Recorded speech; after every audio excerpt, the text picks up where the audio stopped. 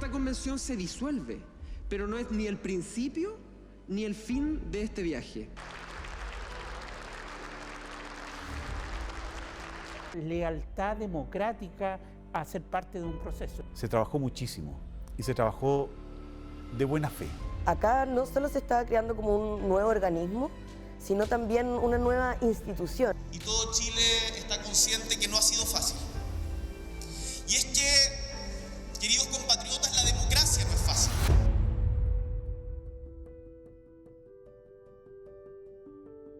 Y al final, esta ceremonia de alguna manera encauzó un proceso político extremadamente tenso que estamos viviendo en Chile y lo encauzó en este proceso constituyente. Entonces, hubiera sido raro que todo hubiera pasado muy calmo, muy normal. Si una profunda crisis que tuvo la democracia pendiendo de un hilo, se encauzó y se inició en este acto. El éxito de que se haya podido llevar a cabo toda esa ceremonia se debe al manejo que ella tuvo, a la templanza, a la tranquilidad y a la mesura que puso en un momento muy tenso. Con el objeto de asegurarnos de que el país esté tranquilo y podamos tener la audiencia solemne como corresponde a estas autoridades y a nuestro país.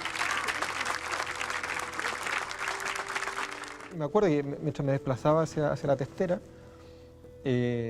pensaba en la presidenta. Decía, bueno, ¿y cómo la saludo? Yo quería saludar a Baza y no te saludé hasta cuando llegamos adelante, antes de desayunar. Es verdad, pues. ¿Verdad? Decía, ¿dónde está Baza? ¿Dónde está? No lo encontraba. ¿Verdad? No, fue un día bien raro, ¿eh? Porque una jornada muy larga, empezamos muy temprano. Más de 10 colectivos que estaban funcionando, fueron cambiando, pero ese elemento yo creo que hacía pronosticar que era muy difícil alcanzar acuerdos. Fue dificultoso, fue un avance un poco trabado, pero el ímpetu de la convención era mayor. Mostró otro lado del país que tiene que ver con la calma, que fue expresada por la señora Carmen Gloria. A mí me encantó ella, creo que sembró un punto, un hito dentro de la vorágine que estábamos viviendo. No nos podemos equivocar. Todo proceso electoral es un acto serio. Primero, que no pongan en duda de que verdaderamente se trabajó restándole horas al sueño, con jornadas de trabajo inimaginables, yo creo que con deficiencias, con tropiezos, pero fuimos de menos a más y terminamos comunicando bien, llegando a la gente, que era lo que los principales reclamos que teníamos. Creo que logramos llegar a la gente con mensajes y con un producto. Por lo tanto, me voy con una alta valoración de la fase, yo diría, intermedia y sobre todo final. Lo más relevante es que nadie puede decir que el resultado es exactamente como quería. Porque de alguna manera todos tuvimos que, para poder llegar a consensuar en 2/3, que es un quórum súper alto, tuvimos que ponernos de acuerdo entre varios. Parte importante del ejercicio que caracterizó esta convención fue precisamente ir generosamente renunciando a varias de las posiciones iniciales y poner la disposición para ir construyendo con los demás. Uno queda con una sensación de que vivió algo histórico, irrepetible, y que las cosas buenas y las cosas malas que dejó, yo creo que son una enseñanza que no hay que olvidar. Yo encuentro que hicimos un trabajo de aproximación con el propio lenguaje. Cuando hubo que cambiar verbos, se cambió. Cuando hubo que cambiar adjetivos, o sea, un trabajo creativo a partir del lenguaje para garantizar de manera común los derechos de las y los niños. Yo creo que hubo mucha colaboración, tanto de instituciones como de organizaciones, porque la mayoría de las normas de derechos fundamentales tienen que ver con propuestas de organizaciones sociales, claro, tanto en vivienda, en educación, en salud, en seguridad social. Entonces, a veces injustamente se ha dicho que es la constitución de unos pocos, pero la verdad ha sido un trabajo colectivo, tanto de la sociedad, también de apoyo de instituciones académicas, nacionales, internacionales, pero también de ciudadanas y ciudadanos que estuvieron acá rodeando el proceso siempre y acompañándonos. Que puede ser bueno, regular, malo, puede superar las expectativas o puede confirmar lo peor de los temores. Eso estará por verse, lo tendrá que analizar la gente. Pero durante mucho tiempo nosotros también reporteamos el peligro o el riesgo que había de que la convención no terminara su trabajo, que no alcanzara, que se aprobaran con mucha discusión las primeras normas y que las últimas fueran aprobadas de manera express. Pero finalmente se logró. Nadie sabía qué hacer bien con cómo comunicar los mensajes de una convención que no había existido nunca en la historia constitucional chilena. Tuvimos que ir construyéndolo poco a poco, con mucha ayuda de funcionarios y funcionarias del Estado que se pusieron al servicio de la convención, funcionarios de la Cámara principalmente, pero también de la Universidad de Chile, de la Universidad de Santiago, de la Universidad de Valparaíso. Para hacer el reglamento, como todos queríamos trabajar en algo, nos dividimos en distintas comisiones. Y pasó que las comisiones se transformaron de alguna manera como en el ensayo de lo que iba a venir después, que eran las comisiones temáticas. Porque incluso mirando para atrás, yo pensaba, bueno, ¿era necesario tener tantas comisiones para un reglamento? Y quizás algunas sí, quizás otras no tanto, pero creo que jugaron un rol que no nos dimos cuenta hasta ahora.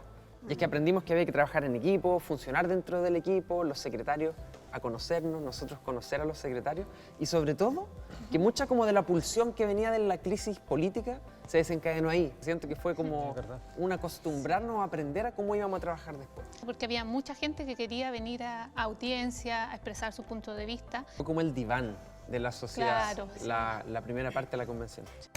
Todo el fenómeno de las noticias falsas, como tú dices, yo creo que efectivamente es un fenómeno nuevo, por lo menos para la política chilena muy reciente, de los últimos 5 o 10 años. Veo como la desinformación por un lado, y esa desinformación se da por distintos factores, ¿verdad? Como es tan difícil llevar este proceso que era fácil confundirse también. Yo digo, de repente dicen tanto que ya no saben qué decir, como decía Julio Iglesias, porque cada cuestión que dicen yo encuentro una rutina de humor. Yo al principio me reía, pero ya después cuando fui viendo que esto de verdad iba calando profundo, es como ya me empecé a preocupar. Es tan triste, duro. Por ejemplo, en Twitter, bueno, a mí me han hecho muchas cosas y he tenido que decir falso. Desde que dijeron que andaba bañándome desnuda en Concepción, en los hoteles. Todavía no está el de... Curada y todo. No, y lo dijo un parlamentario. Y ahora le han dado con un asesor mío que dicen que es el jerarca de la plurinacionalidad y dicen que él trabajó en la construcción de la Constitución de Bolivia.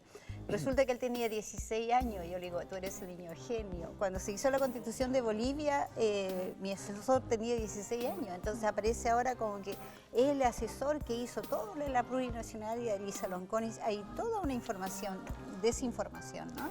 A mí me sorprende cómo la gente con conocimiento, con poder, y hemos podido lamentablemente ver esa cara de la moneda, ¿verdad? Usa todo ese conocimiento para engañar a la gente y que la gente tome una decisión a base de una mentira.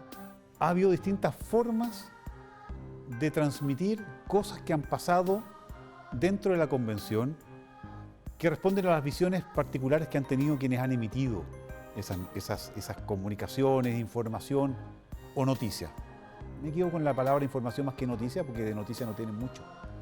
Y hay algunas que sí se han alejado de la realidad. Cuando veíamos las sesiones y después escuchábamos los puntos de prensa que daban algunos convencionales, nosotros mismos comentábamos, pero si esto no es cierto, o sea, lo que se aprobó no es lo que están diciendo, y lo que están diciendo en el punto de prensa no es lo mismo que estaban argumentando en la sala, o sea, era verdaderamente impresionante.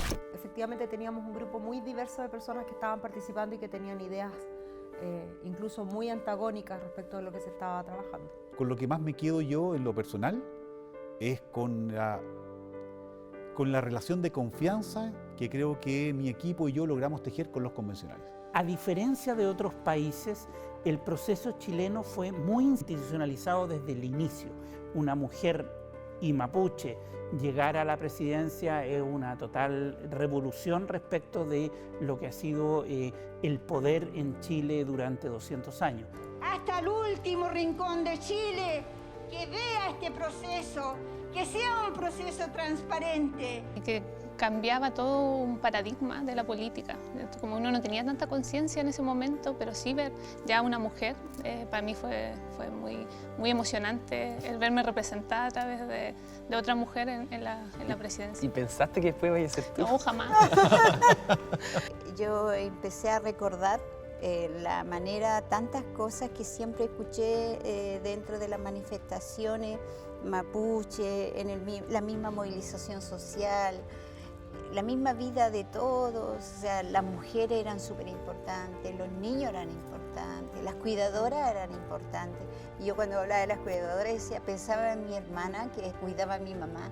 Una madre que también hizo que esta hija hoy día pudiera estar acá. Y partimos rompiendo como hartos prejuicios, al menos que yo tenía.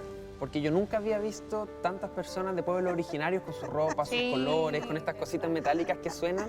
Yo no lo había visto, pero en serio. O sea, en los actos del colegio, por ejemplo. Pero no así realmente. Muchos de los ámbitos no lograron traspasar a los sectores de derecha.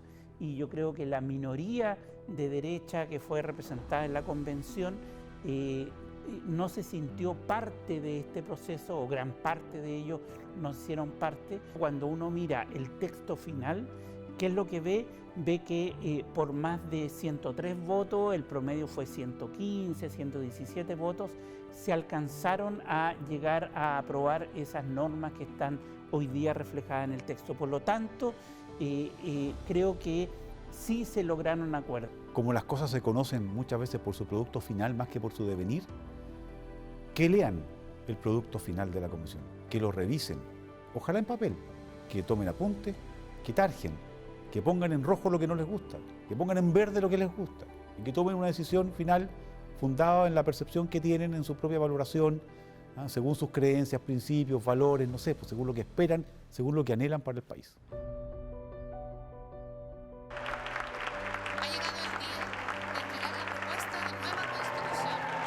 Se ajusta plena y fidedignamente a los acuerdos del Pleno y de la mesa directiva de que he dado cuenta. Mostrando al mundo que somos una república y una democracia madura, que puede acordar sus principios y valores comunes, reconocer los derechos esenciales a la dignidad. Ustedes, convencionales, han concluido la misión que les encomendó el pueblo de Chile en octubre del 2020. Un año de intenso y riguroso trabajo desarrollado por un órgano elegido democráticamente, por primera vez paritario, con una representación y diversidad poco antes vista en nuestra historia. Ponerse de acuerdo en una propuesta de nueva constitución que refleje los anhelos y esperanzas por una vida digna para todas y todos los habitantes de nuestro país. Todo Chile está consciente que no ha sido fácil. Y es que, queridos compatriotas, la democracia no es fácil. Y más allá de las legítimas diferencias que puedan existir sobre el contenido del texto sobre el cual se debatirá durante los siguientes meses, hay algo en lo que todos y todas tenemos que estar orgullosos. Los chilenos y chilenas optamos por más democracia y no por menos. Y el texto que hoy le entregan a Chile es el fruto de esa convicción profunda que marca el talante de nuestra república. El artículo 13 de esta propuesta dice: son emblemas nacionales de Chile la bandera, el escudo y el himno nacional.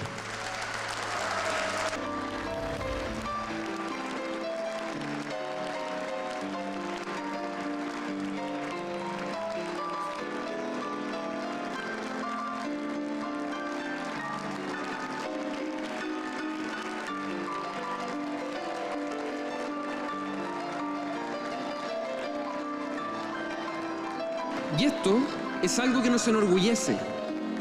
Pero amar la patria es mucho más que los emblemas. Es amar y respetar a las personas que la componen.